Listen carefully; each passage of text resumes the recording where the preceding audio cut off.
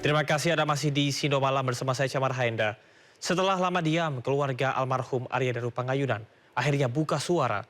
Keluarga korban tidak menerima kesimpulan penyelidikan Polda Metro Jaya yang menyatakan kematian ADP tanpa keterlibatan orang lain dan tidak ada tindak pidana.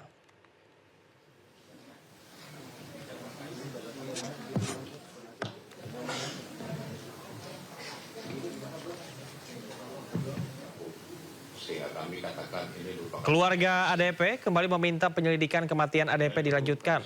Perjuangan tersebut akan didampingi dua orang penasihat hukum, yaitu Nikolai Aprilindo yang juga mantan Dirjen Instrumen Penguatan HAM dan Dwi Librianto. Nikolai menyatakan ada berbagai kejanggalan dalam kematian ADP. Akan ada petunjuk-petunjuk baru yang nantinya akan disampaikan ke penyidik Polda Metro Jaya guna melanjutkan penyelidikan. Ini kuasa yang bahkan perlu kami sampaikan bahwa pihak keluarga sudah memberikan berbagai macam informasi dan bukti yang ada pada mereka, baik kepada pihak penyelidik, Kompolnas, Komnas HAM, semua sudah diberikan oleh pihak keluarga, dari keterangan sampai apapun yang mereka ketahui dan mereka dapatkan. Tapi itu tidak dipertimbangkan sebagai suatu fakta bukti tentang pengungkapan misteri meninggalnya almarhum. Inilah kemudian kami merasakan bahwa kami pada posisi yang sangat lemah dan menghadapi situasi yang sangat sulit. Dan ini adalah menyangkut saya sebagai ASN, anak saya sebagai ASN. Maka kami mohon kepada pimpinan negara ini, kami mohon kepada yang terhormat Bapak Presiden Republik Indonesia, yang terhormat Bapak Prabowo Subianto. Kami mohon dengan rendah hati dan kami mohon seterus-terusnya. Kami mohon Bapak bisa menginstruksikan, bisa menyampaikan kepada Kapolri, kepada Panglima TNI, kepada Menteri Luar Negeri, agar supaya segera bisa menjelaskan kepada kami tentang misteri yang terjadi. Kematian diplomat ADP menjadi pukulan yang sangat berat bagi keluarga. Subaryono, ayah kandung sang diplomat muda, menyebut ADP merupakan anak tunggal yang kelahirannya sangat ditunggu-tunggu keluarga. Itu merupakan suatu pukulan yang sangat berat dari keluarga kami. Banyak hal yang membuat itu kami menjadi kemudian shock, terpuruk, dan tidak berdaya. Kami hanya berdua dengan istri saya, dan Daru adalah anak tunggal kami.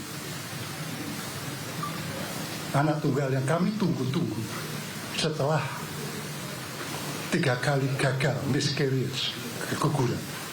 Dan dokter baru menemukan terapinya keempat. Lahirlah seorang bayi laki-laki yang kami beri nama Arya Daru Pangayunan. Saya memikirkan apa yang saya harus sampaikan kalau nama itu adalah sebuah doa. Maka saya tentukan Arya adalah laki-laki terhormat. Daru adalah bintang kemunculan, lucky star. Ada merupakan suatu karunia dari Tuhan yang Maha Kuasa kepada kami untuk itu. Dan mengapa Pangayunan? Itu adalah suatu hal di mana itu ada pada pangkuan kami, pada ayunan kami di situ. Proses itu proses yang panjang karena si ibu harus bed rest hampir seluruh kehamilannya karena kesulitan di dalam proses kehamilan pregnancy itu tadi. Jadi ada suatu kebutuhan yang harus yang bersangkutan itu adalah sesuatu yang berat pada waktu itu karena saya masih dosen muda, secara finansial apapun tidak ada kekuatan untuk itu. Tapi bersyukur alhamdulillah akhirnya lahir dengan selamat melalui operasi sesar, dan itulah kemudian kami besarkan di situ. Ayah kandung Arya Daru Pangayunan, Subaryono, menyebut selain pekerja keras, ADP merupakan seorang yang sangat mandiri dan tidak cengeng. ADP juga dikenal sebagai anak yang sangat bertanggung jawab atas pilihannya. Pribadi yang mandiri, meskipun anak tunggal, dia tidak pernah takut terhadap gelap, berjalan sendiri, atau kemudian dia harus berjuang sendiri. Dia juga bertanggung jawab terhadap kehidupannya dan kehidupan keluarganya, kehidupan bapak ibunya. Dia selalu dengan ibunya sakit, selalu malam, how are you, Mom? Dia selalu setiap malam dia akan menanyakan kondisi ibu ini. Itulah yang bisa saya sampaikan, dan saya kemudian juga senang ternyata Daru juga bisa berinteraksi dengan teman-temannya dengan baik. Karena saya dulu terbiasa dengan contoh saya kuliah di Kanada, biasanya diundang oleh dosen, mahasiswa kumpul di rumah, kami juga seperti itu. Maka kemudian pada waktu Daru kuliah juga teman-temannya saya tahu semua. Sekarang ada yang jadi ketua departemen HI di sini dan sebagainya, semua menjadi anak-anak kami di situ. Dan dia juga menjadi kebanggaan bagi alumninya, angkatannya, bahwa dia hanya beberapa saja yang bisa masuk ke Kemenlu. Jadi itu ada anak yang membanggakan kepada kami. Dia tidak pernah punya masalah dengan siapapun, baik itu kepada orang tuanya, kepada saudaranya, kepada teman-teman. Semua akan mengatakan bahwa dia adalah pribadi. KPK menetapkan ex-Wamenaker Immanuel Ebenezer dan 10 orang lainnya sebagai tersangka terkait dengan kasus pemerasan pengurusan sertifikasi keselamatan dan kesehatan kerja di Kementerian Ketenagakerjaan.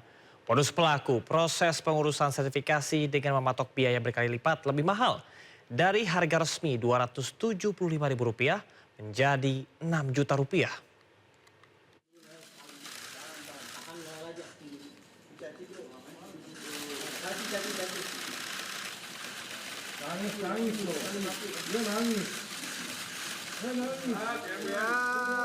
Immanuel Ebenezer tak kuasa menahan tangis saat berjalan bersama tersangka lain di konferensi pers KPK. Selain Immanuel Ebenezer, ada 10 orang lainnya yang ditetapkan sebagai tersangka dalam kasus pemerasan pengurusan sertifikasi keselamatan dan kesehatan kerja di lingkungan Kementerian Tenaga Kerja. Dalam konferensi pers, Ketua KPK Setio Budianto mengumumkan bahwa Immanuel terbukti menerima uang Rp3 miliar. Dalam operasi senyap ini, KPK juga menyita 15 unit mobil, 7 sepeda motor, dan uang miliaran rupiah.